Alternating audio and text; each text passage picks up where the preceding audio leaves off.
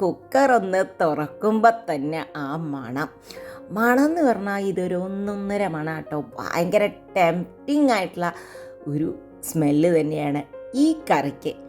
ഇതാണെങ്കിൽ കഴിക്കേണ്ടത് എങ്ങനെയാണെന്നറിയോ? ഇതങ്ങനെ നല്ല ചുടാന്നുള്ള ലെയറുള്ള പൊറോട്ട അല്ലെങ്കിൽ ചപ്പാത്തി, അതിൻ്റെ മേലേക്ക് ഇതാ ഈ കറി അങ്ങോട്ട് ഇങ്ങനെ ഒഴിക്കുക. അല്ല സൈഡിൽ ഒഴിച്ചാലും കുഴപ്പമൊന്നുമില്ല കേട്ടോ. എന്നിട്ട് ഈ കറിയിൽ അങ്ങോട്ട് മുക്കി ആ ചപ്പാത്തിയോ പൊറോട്ടയോ അങ്ങോട്ട് കഴിക്കുമ്പോൾ നമ്മൾ സിനിമയിൽ നിവിൻ പോളി പറഞ്ഞ മാതിരി ചുറ്റുമുള്ളതൊന്നും കാണില്ല. അത്രയും സൂപ്പറായിട്ടുള്ളൊരു കറിയാണ് ഇന്നത്തെ റെസിപ്പി.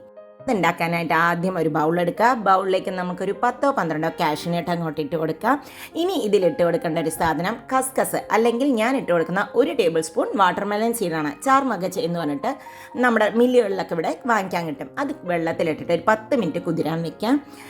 ഇനി ഒരു കുക്കർ വയ്ക്കുക. കുക്കറിലേക്ക് നമുക്ക് കുറച്ച് ഓയിൽ ഒഴിച്ച് കൊടുക്കണം. ഇത് 10 മിനിറ്റ് കൊണ്ട് റെഡിയാക്കാവുന്ന ഒരു കറിയാണ്. അധികം ഇൻഗ്രീഡിയൻ്റ് ഒന്നുമില്ല. ഒരു 2 ടേബിൾ സ്പൂണോളം ഓയിൽ ഒഴിച്ച് കൊടുത്തിട്ടുണ്ട്. കുറച്ച് ഓയിൽ ഉണ്ടാവണം, അപ്പോഴേ ഈ കറി ടേസ്റ്റ് ഉണ്ടാവുള്ളൂ.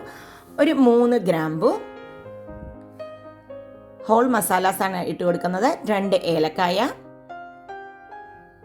2 ചെറിയ പീസ് പട്ടയുടെ പീസ്, പിന്നെ 2 ബേ ലീവ്സാണ് ഇട്ട് കൊടുക്കുന്നത്.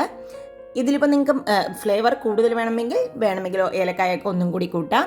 ഇതൊരു മൈൽഡായിട്ടുള്ള മസാലയിലായിരിക്കും, ഒരുപാട് കുത്തുന്ന മസാല ആയിരിക്കില്ല ഞാൻ ഇട്ടിട്ടുള്ളത്. ഇനി ഇതൊന്ന് നന്നായി ഒന്ന് ചൂടാവട്ടെ. മസാല കരിഞ്ഞു പോയരുത് കേട്ടോ.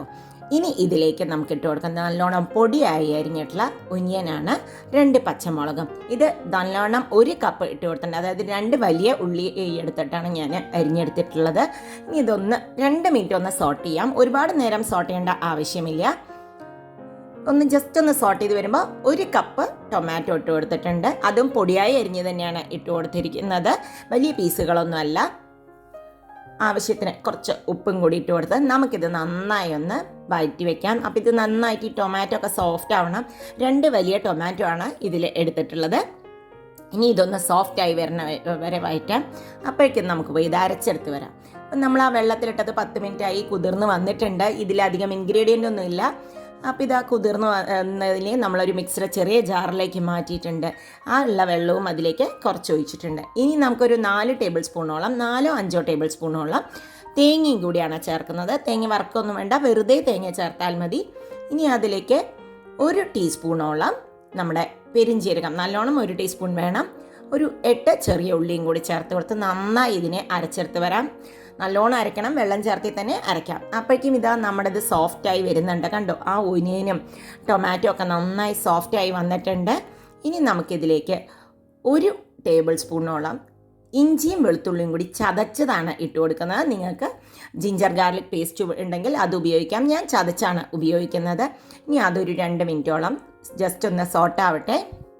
ഇനിയാണ് ഇതിലൊരു മെയിൻ ഇൻഗ്രീഡിയൻ്റ് ആയിട്ടുള്ള പുതിനയുടെ ഇല. 1 പിടി പുതിനയുടെ ഇലയും 1 പിടി മല്ലിയുടെ ഇലയും കൂടി നമുക്ക് ഇട്ട് കൊടുക്കാം. ഇതിൽ പുതിന ഇട്ടാലേ ഈ കറിക്ക് ഇതിൻ്റെ ടേസ്റ്റ് പ്രോപ്പറായിട്ടുള്ള ടേസ്റ്റ് വരുള്ളൂ. അതുകൊണ്ട് പുതിന മിസ് ചെയ്യരുത്.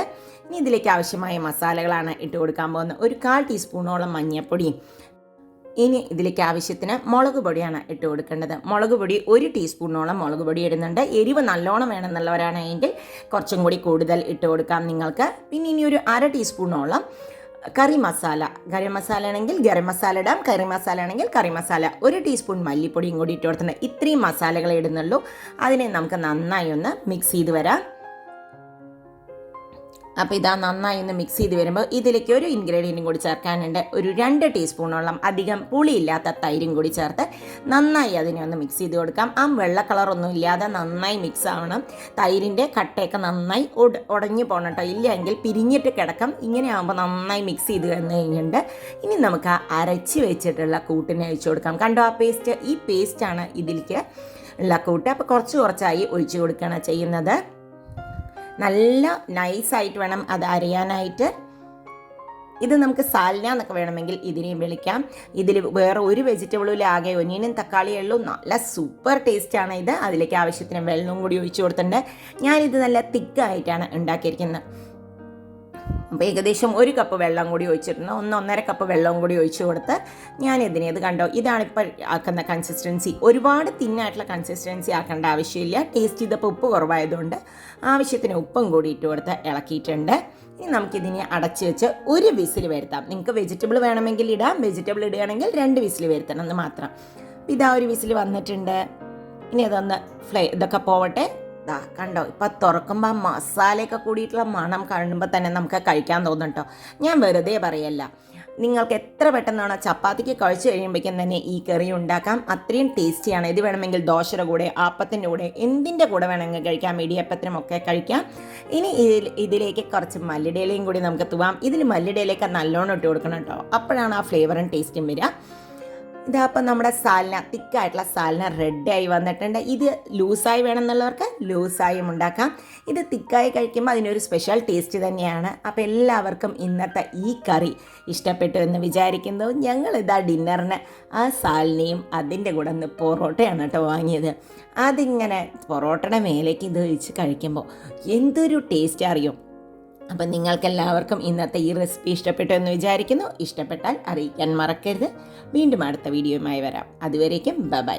ചാനൽ സബ്സ്ക്രൈബ് ചെയ്തിട്ടില്ല എങ്കിൽ സബ്സ്ക്രൈബ് ചെയ്യണേ. ബൈ. Thank you.